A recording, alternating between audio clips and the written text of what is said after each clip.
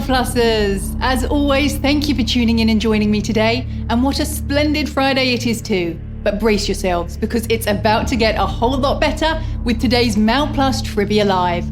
I'm your host, Melissa Hartzel, and whether you're a regular Plus player or a newbie trying it out for the first time, welcome to today's live quiz, where every weekday we're offering you the chance to win up to £1,000. There have been some happy winners walking away with some pretty hefty sums of money. And remember, you can always play again to double your chances. There's no cap on how many times you can win. But let's see how kind the quiz gods are to you today. Let's run through the rules for those of you who aren't familiar. It's 10 multiple choice questions from a fine selection of topics, from pop culture to ancient history. 10 seconds to answer each question. And if you answer all 10 correctly, you win a share of the prize. Yes, it really is that easy. Remember, when you tap the answer you wish to choose, there's no changing your decision. And if you turn up a little late and miss question 1, your chances of winning any cash will be over. We want you to have a fair shot, so try to be punctual. If you slip up and get one wrong, you will be out of the running for the money, but you're welcome to carry on playing for the sheer joy of it. You might just come across an interesting fact that could help you out in a future game. Right then, there really is no time like the present, so let's get on with it. Here's question 1. In the stories by A.A. Milne, who owns a bear called Winnie the Pooh?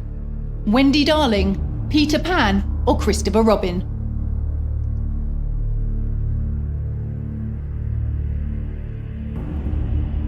Back in 1914, a Canadian veterinarian named Lieutenant Harry Colburn brought a bear for $20 while serving in World War I. He named his new pet Winnie after his native Winnipeg, and the cub ended up not only serving as a mascot for the regiment while he was stationed in England, but as the inspiration for Winnie the Pooh. Christopher Robin was Pooh's owner. The surname Pooh was also inspired by a real-life character in the form of a swan that A.A. Milne used to encounter on a lake, even mentioning it in a previous poem called The Mirror. Moving on to question 2. How long was there between the launch of the first iPhone and the first iPad? 3 years, 5 years, or 7 years?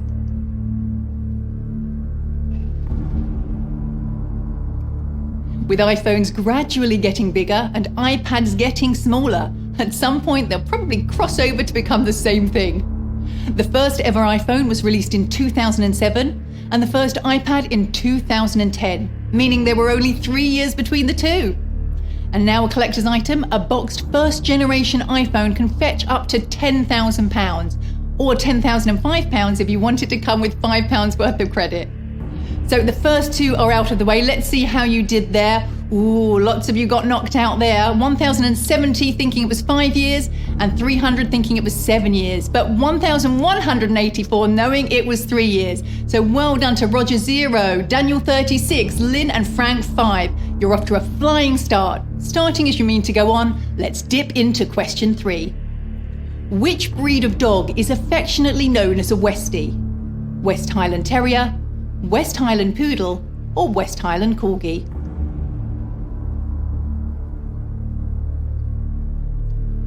Often used as hunting dogs to retrieve game, they're chosen because of their white fur that makes them distinguishable from the foliage and animals they're trained to retrieve, so it helps them avoid being hunted by accident. The Westie is a terrier, and its full name is the West Highland Terrier. Because of its Scottish heritage, you might recognise them as a common feature on shortbread tins. And not only is the Westie bred to have a white coat, they're also bred to have a sturdy tail so they can be pulled out of rabbit holes when they get stuck. We're 3 questions in, let's see how you did with that one. And 1,154 of you getting that one right, well done to you. You're moving on with me to question 4. Which of these diseases does not affect the mouth? Gingivitis, blepharitis, or stomatitis?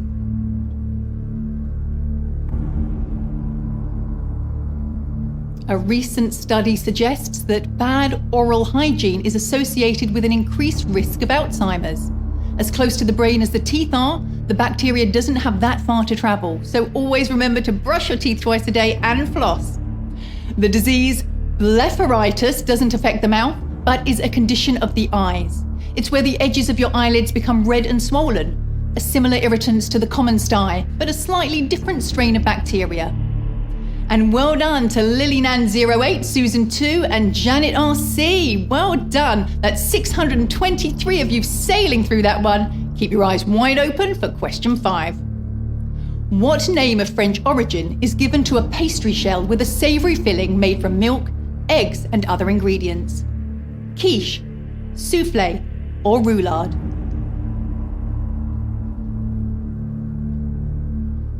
French cuisine, my favourite.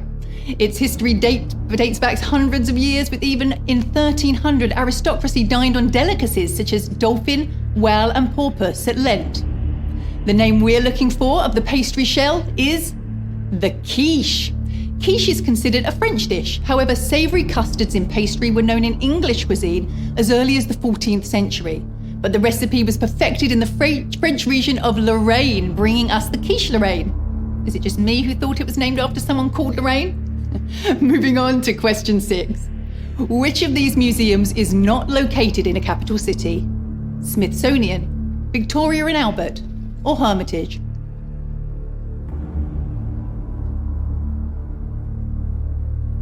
The largest museum in the world is the Louvre in Paris, which covers an area of around the same size as 280 tennis courts. It of course houses the Mona Lisa and the Venus de Milo, located in the Russian city of St. Petersburg, which isn't Russia's capital, is the Hermitage Museum. The second largest art museum in the world was given its name because of its exclusivity in its early days. Only very few people were allowed to visit. Hermitage coming from the word hermit, meaning hidden away. But now things are very different, and it has around 5 million visitors each year, making it one of the most visited museums in the world. Here's question 7. Gravies, plains, and burchels are all species of which animal? Antelope, zebra, or giraffe?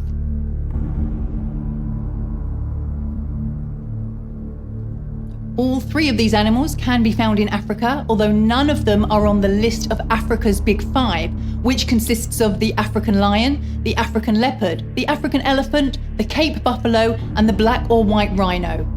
These breeds listed are all types of zebra. Like a human has individual fingerprints, the pattern of each zebra is different, making them each unique. And not only that, the striped patterns act as a natural bug repellent, although scientists are still trying to figure out what it is about the stripes that bugs seem to dislike so much. And 216 of you knowing the answer to that one, well done to you. The lion's share of the questions are out of the way, and we're on to the final third. Here's question 8. The name of which of these brands is not influenced by Greek mythology? Nike, Ajax, or Acer?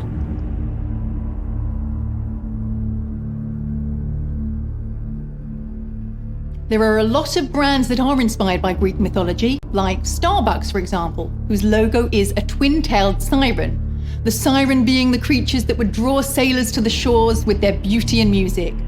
Here, it's the computer brand Acer that wasn't inspired by Greek mythology. It is in fact Latin for sharp or able. Nike is the Greek goddess of victory, and Ajax, a brand known for their cleaning products, was named after the Greek god Ajax, who supposedly cleaned up in battle. And congratulations to Luna, Mark 11, Trivia King, and Elaine, all moving on with me to our penultimate question. Here it is, it's question 9. In which of these women's sports does a team have the most players?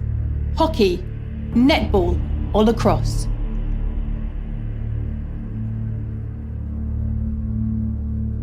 Alongside the ancient Greek Olympics, there is record of another event called the Ancient Heraean Games, which were a series of athletic festivals exclusively for women, held in honor of the Greek mythological goddess Hera, which also took place every 4 years. There are 12 players in women's lacrosse. Netball has only 7 and hockey side has 11. Before rules were enforced, the Native Americans used the game of lacrosse to bring people from different tribes and villages together, as well as being used to prepare the young men for war. The game was purposefully wild and without many safety precautions, so it was thought to toughen up the young players. And we're down to the final question. Let's see how you did there. Ooh, quite a knockout that one was. 57 of you knowing it was lacrosse, 23 of you thinking it was netball, and 111 thinking it was hockey. But well done to Mark 11, Elaine, Quizzle and Catherine. An exciting time for you because you're just one click away from winning some cash. No more waiting, let's get into it with question number 10. Which of these words has the most consonants? Environment, capitalization, or marshmallow?